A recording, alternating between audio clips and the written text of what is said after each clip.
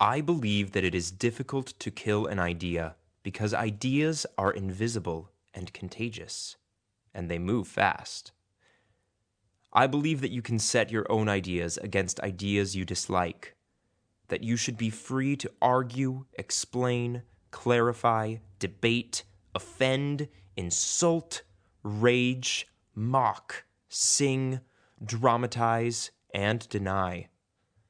I do not believe that burning, murdering, exploding people, smashing their heads with rocks to let the bad ideas out, drowning them, or even defeating them will work to contain ideas you do not like.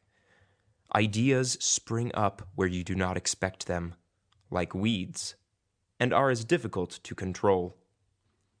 I believe that repressing ideas spreads ideas.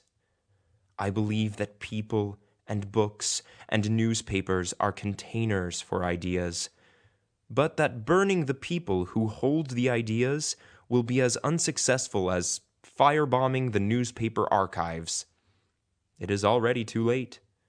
It is always too late. The ideas are already out, hiding behind people's eyes, waiting in their thoughts. They can be whispered. They can be written on walls in the dead of night. They can be drawn. I believe that ideas do not have to be correct to exist. I believe you have every right to be perfectly certain that images of God or prophet or human that you revere are sacred and undefilable, just as I have the right to be certain of the sacredness of speech and of the sanctity of the right to mock, comment, to argue, and to utter. I believe I have the right to think and say the wrong things. I believe your remedy for that should be to argue with me or to ignore me, and that I should have the same remedy for the wrong things that I believe you think.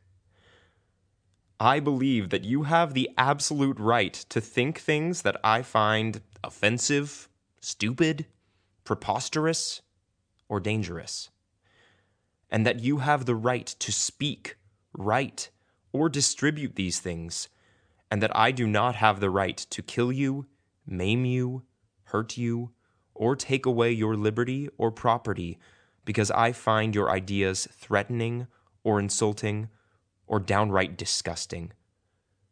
You probably think some of my ideas are pretty vile too. I believe that in the battle between guns and ideas, ideas will eventually win, because the ideas are invisible and they linger.